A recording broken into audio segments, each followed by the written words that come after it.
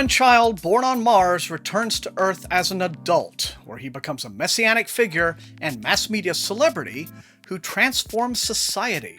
In Robert A. Heinlein's 1961 saga, Stranger in a Strange Land. That's the book I'm reviewing on this episode of SFF180 Classics, and it's a book that proves the old adage that just because something's a classic doesn't necessarily make it great. Hello everyone, Thomas here, your host as always. Thank you for joining me. Stranger in a Strange Land probably ties only with Dune as science fiction's most famous modern literary classic. Now, unlike Dune, where there seems to be a consensus among fandom as to its excellence and stature in the genre, with people reserving their hate in varying degrees for the sequels, opinions on Stranger's merits are far more polarized, as they are, incidentally, over Heinlein himself. The people who hate this book do so with all the passion of those who revere it as a masterwork. Now, as always, I'm the guy who will try to cut through the miasma of controversy and re-examine the work on its merits as a story, without an axe to grind either way. It turns out, the haters are, by and large, right.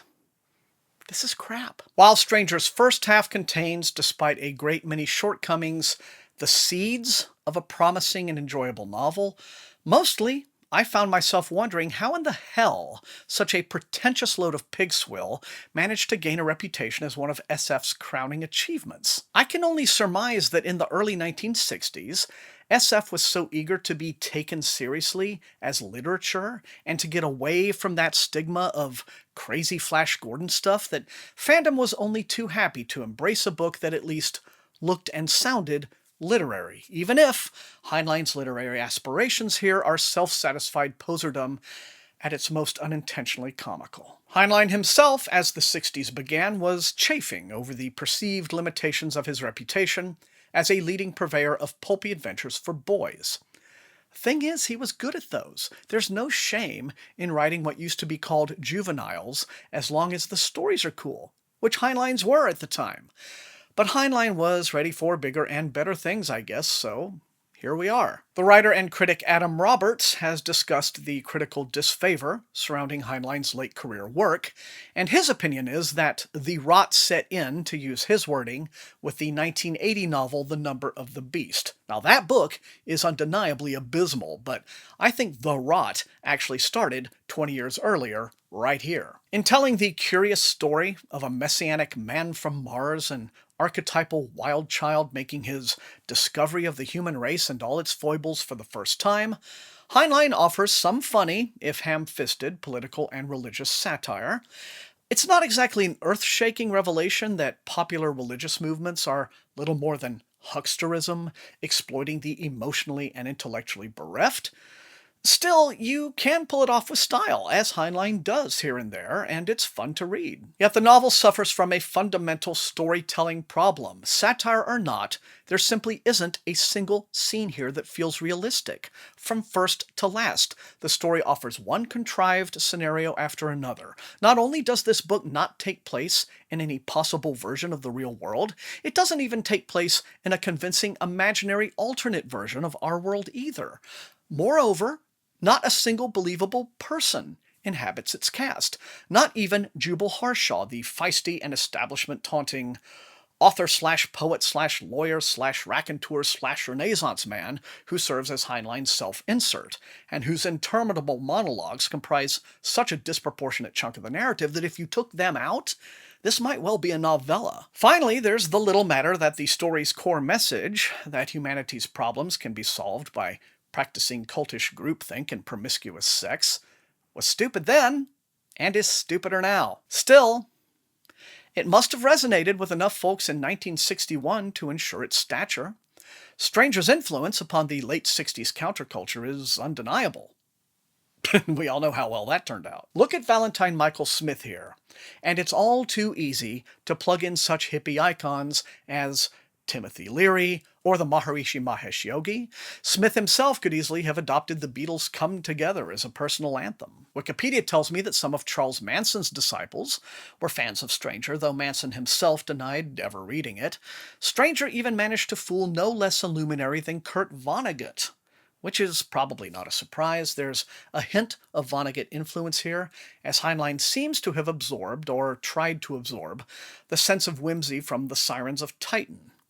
But, however sociologically prophetic Stranger may have proved to be, this same quality is what makes it so badly dated today. The premise ought to be familiar enough even to fans who haven't read it, or at the very least fans who haven't read it in 30 years or so. A mission to Mars, sent to rescue the first mission, discovers the planet is inhabited, and that the child of two of the original human astronauts has not only survived, but been raised to adulthood by the native Martians, under the guidance of their discorporate old ones. The premise of a human child raised by aliens with no human contact until adulthood is a doozy. And for roughly the first third of the book, the story is compelling, witty, and suspenseful in handling it. Once it becomes clear that various political factions seek to take advantage of the childlike innocence of Valentine Michael Smith, it falls to scandal-mongering journalist Ben Caxton and his sorta girlfriend, plucky nurse Jill Boardman, to spirit Smith away from the hospital, where he is essentially held captive. Hiding Smith out at the home of Jubal Harshaw, everyone learns of Smith's extraordinary talents, being able to leave his body and make any object, even people, he finds threatening simply disappear. This is where things start getting silly. Now, Harshaw, as I mentioned, is such an obvious self-insert for Heinlein that it'll be all most readers can do not to bung the book down the commode. An elder statesman figure of limitless wit and razor-sharp brilliance, whose every line is a speech, some running for half a page or more, he also has a harem of hot personal secretaries who are barely distinguishable from one another. It is a subject of passionate discussion all throughout fandom just how radioactive Heinlein's sexual politics are. In Heinlein's world, women are allowed to be Einstein brilliant as long as they remember to be eager sex kittens. Now, you could put the way his female characters are treated here with paternalistic condescension, even when their own intellect is apparent, down to the times, another of the book's embarrassingly dated elements, were it not for the fact that Heinlein's portrayal of women didn't appreciably improve right up until the end of his life in the late 80s. I could go on. I will go on. It all gets worse when Heinlein has Smith discover religion through an encounter with the showy and improbably popular Fosterite cult, whose worship practices are pure Las Vegas.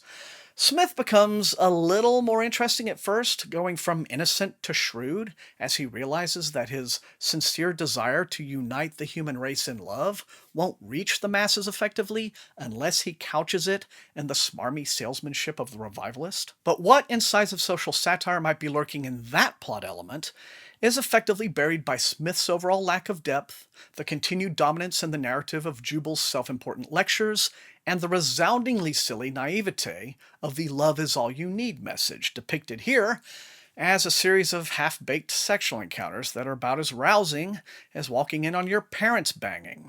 The sex in this book is the erotic equivalent of a Tupperware party, and it certainly does the plot no favors. Even supporting characters lose what little identities they had as they are absorbed into Smith's love shack.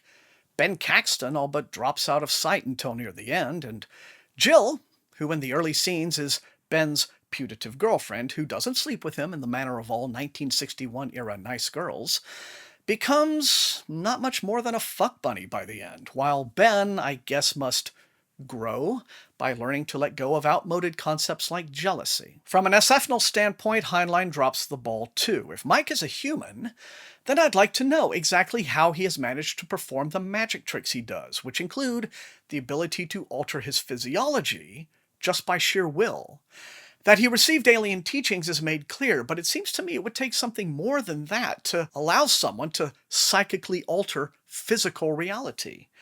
Mike grows to be less a character and more a shallow symbol as the book finally approaches its all-too-predictable climax. Unless you're a complete idiot, I don't suppose I'm spoiling a thing to mention that Mike suffers the fate of all messiahs. The finale is about as anticlimactic as they come.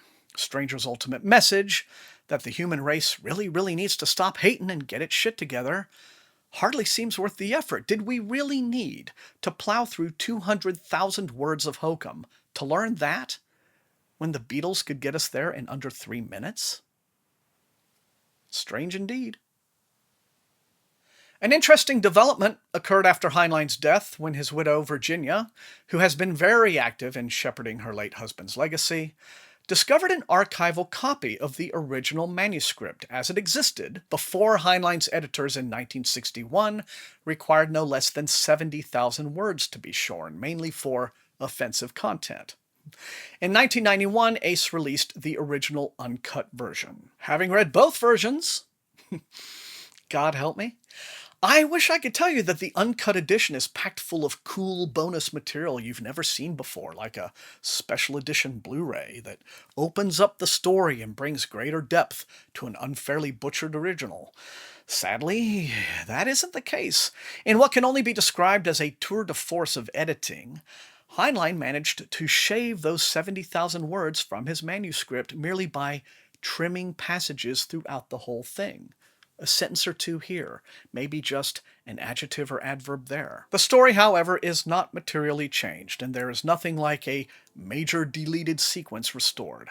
On reflection, I'd give the edge to the uncut version, where the original's choppy prose now flows much more smoothly, and even passages that were well nigh unreadable in the original are now at least technically satisfying. Among the editions currently in print as of this video, the mass market paperback is the original text, and the trade paperback is the uncut. And there you have it. That's all I got for this episode of SFF180 Classics. Remember the most important thing. These are reviews. You will not always agree with me. I expect that to be very true in this case. But if you enjoyed watching, then please leave a like, share the video far and wide with all of your SFF reading friends, and above all, please subscribe. If you have not done so, that is how the channel grows. You can also support the channel at my TeePublic store and at my Patreon, where recruits into Wink's Army get little perks, like getting to see some of my videos early. I want to thank all of those wonderful people for their additional support. It is greatly appreciated. Thank you so much. I want to thank all the rest of you guys for being the very best viewers in all of BookTube. And until I see you next time, happy Thanksgiving, have a safe holiday, and happy reading.